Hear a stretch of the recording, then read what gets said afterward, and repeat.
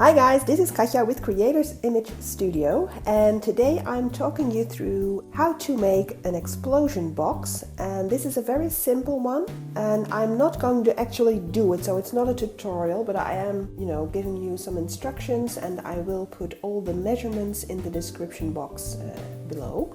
So what you need is 4 sheets of cardstock of 12 by 12 inch, and of course you will pick and choose some colors that match together according to your own personal taste. And the first thing you do is take 2 of the 4 and cut them to size. Now what I mean by that is you need to be able to layer them, so you need to cut 2 of them smaller than the 12 inch. Now what I usually do is cut off about ½ an inch on 2 sides, so ½ an inch on this side, ½ an inch on that side, and that will leave you with 1/4 an inch room here, see?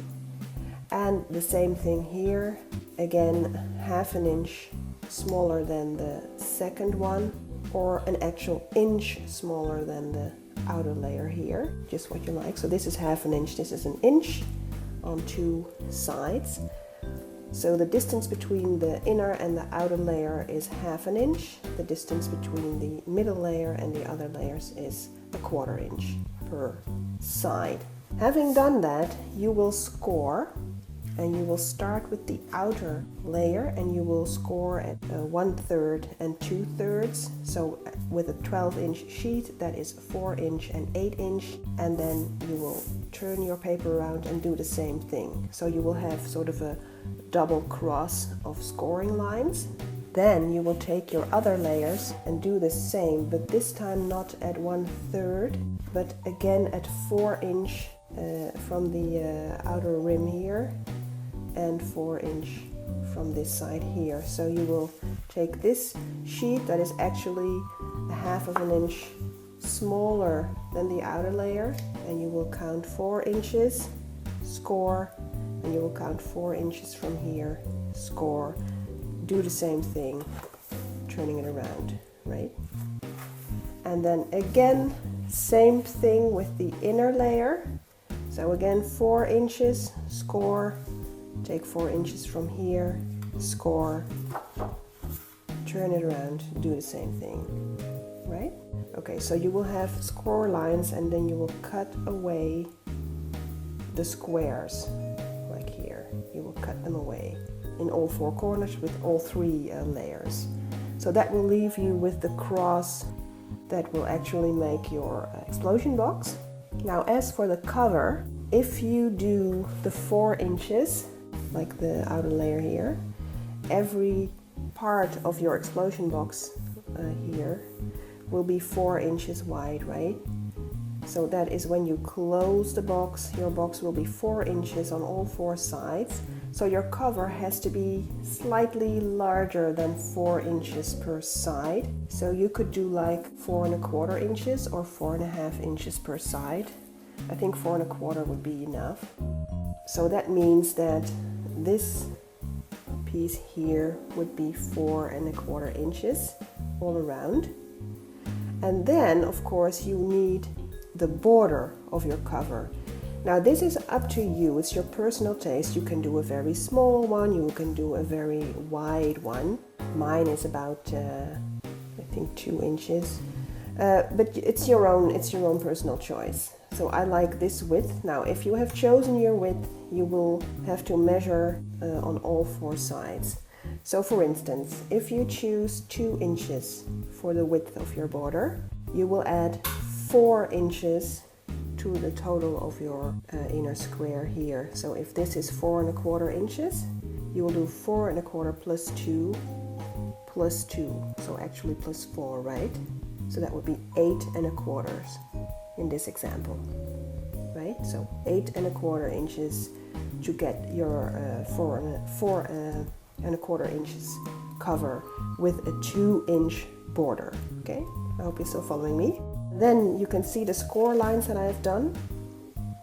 So you score all around here at the 2 inch mark, or the width of your border actually.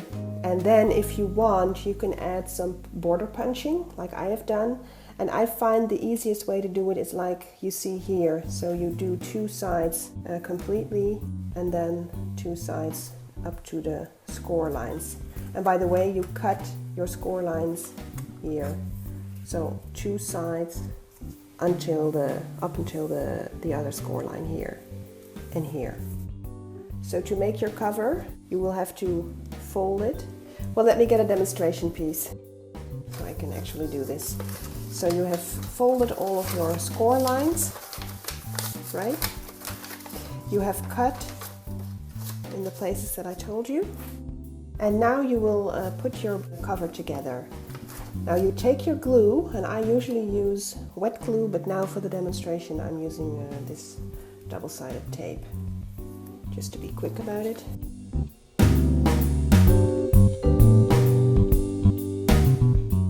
If you are using score tape, then you will burnish with your bone folder, which I don't have with me right now, and which I won't do because this is just a demo.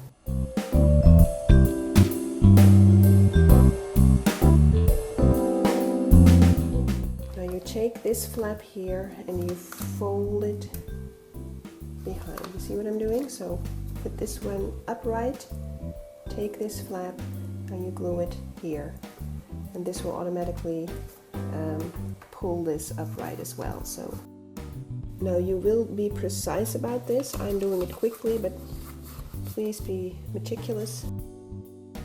See? Now if you have done your border punching like here, this is why I only do two sides completely with the punch and then this part not.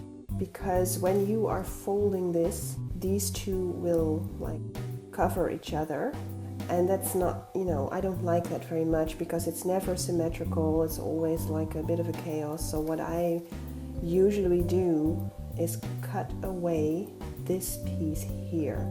So you don't even have to do this one completely. You could stop as soon as you are past this scoring line here, but I find that usually my punch is larger, so it's completely anyway. But cut this away because this will then disappear below this border punch here, punch border. Okay, so cut it away is my tip. Okay, now I haven't taken any measurements here, but there's your cover, and this is of course just a piece of paper. It's not cardstock, so this is thin, but if you do it meticulously, if you do all your measurements straight, and if you have a good cardstock, then this will be straight. And then you have your cover. Now your cover you can of course embellish as you please. Now if you have cut your papers, your 4 sheets of cardstock, then of course you will have lots of pieces left over, like here, mine here. And for a workshop that I'm doing soon, the challenge was not to use any extra embellishments, mostly to keep the cost low. So these were the only materials that I had to come up with some embellishment, and of course some stamping, etc. But just as a material. So keep these pieces of paper because you can do belly bands, you can do like pockets on your flaps of your explosion box, or you can punch out some figures and do some stamping, all kinds of niceness. And I will show you in a minute what I have created with these pieces of leftover cardstock. Now the one that I have created is this. Now this is what I'd like to call a photo explosion box. So there's no design paper, just the cardstock, and I did all my matting with the photos themselves, which I designed for a workshop, as I said, because we only have 3 hours, so there's no time to do some elaborate design paper matting, etc. So I kept it simple. And this is an example of what you can do with your scraps of paper. Let's say you use a circle punch, you stamp or you cut or use a punch, whatever you like. And then you use these pieces here to layer them like some sort of banner, right? And then you cut the corners. That's it, and then you paste it Okay, now I have chosen a theme of all of my projects because now I can showcase all of my projects, but of course you can do your own photo themes. And let's open it up. And there we go. So here is the photo explosion box. And I thought it's nice to show you an explosion box actually with photos, because I've showed you some explosion boxes before, but these were with design paper and had no photos in them yet. So here are the explosion boxes actually. So, oops. So let's open this up.